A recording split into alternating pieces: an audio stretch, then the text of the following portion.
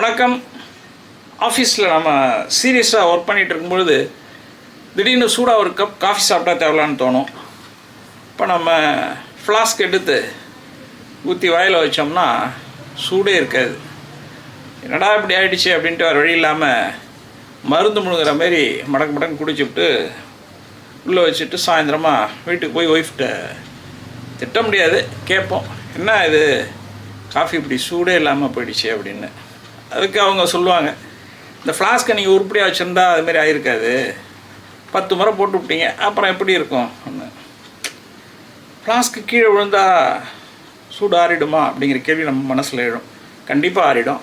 ஏன்னா இந்த ஃப்ளாஸ்கில் 2 வெசல் இருக்குது, இன்னர் வெசல், அவுட்டர் வெசல். ரெண்டுமே ஸ்டெயின்லெஸ் ஸ்டீலான தான் ஆக்கப்பட்டிருக்கு. அந்த 2 வெசலுக்கு இடையில கேப் வச்சு சீல் பண்ணிவிடுவாங்க. அந்த கேப்பில் இருக்கிற காற்றை சுத்தமாக எடுத்துருவாங்க, வேக்கம் தான் இருக்கும். அதோடு மட்டும் இல்லை, அந்த இன்னர் வெசலோட உள்பகுதியில் பாலிஷ்டு சில்வர் கோட்டிங் கொடுத்துருப்பாங்க. இது எதனாலன்னா அந்த காஃபியோட heat conduction, convection and radiation ப்ராசஸில் லாஸ் ஆகக்கூடாது அப்படிங்கிறதுக்காக. இப்போ நீங்கள் ஃப்ளாஸ்க்கை அடிக்கடி கீழே போடுறீங்கன்னு வச்சுங்க, இந்த இன்னர் அண்ட் அவுட்டர் வெசலை செப்பரேட் பண்ணி சீல் வச்சுருக்காங்கல்ல, அந்த சீல் உடஞ்சிரும். சீல் உடஞ்சிருச்சுன்னா அந்த கேப்பில் காற்று பூந்துடும்.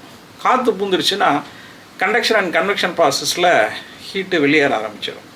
அதோடு மட்டும் இல்லை, அந்த இன்னர் வெசலோட இன்னர் சர்ஃபேஸில் பாலிஷ்டு சில்வர் கோட்டிங் கொடுத்துருக்காங்கல்ல, அந்த கோட்டிங்கும் கிராக் ஆகிடும்.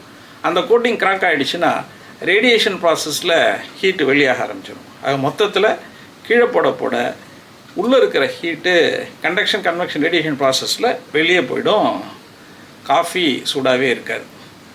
இனிமையாவது கேர்ஃபுல்லாக ஹேண்டில் பண்ணுங்கள். தேங்க்யூ.